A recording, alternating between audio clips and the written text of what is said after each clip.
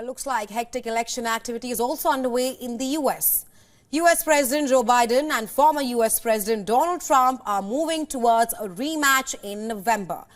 Trump headed to Ohio to host a rally in Dayton, where he took the chance to slam Biden and call the November 5th election to be the last election for U.S. if he does not win. Trump was in Ohio to campaign for Senate contestant Bernie Moreno, who will be facing Secretary of State Frank LaRusso and State Senator Matt Dolan in next week's GOP primary.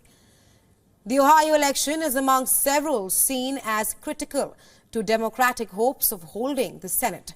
Trump also used the stage to deliver a version of his usual rally speech that again painted an apocalyptic picture of the country if Biden wins a second term.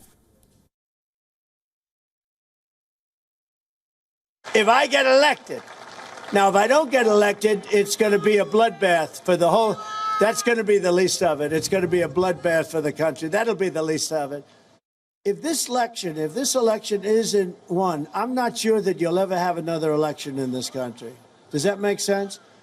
I don't think you're going to have another election in this country. If we don't win this election, I don't think you're going to have another election, or certainly not an election that's meaningful. Trump repeated his criticism of the Biden administration's record on migration and accused Biden of posing a threat to social security in the country.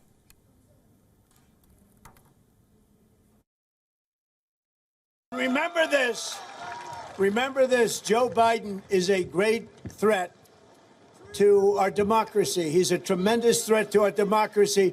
His incompetence is the #1 reason.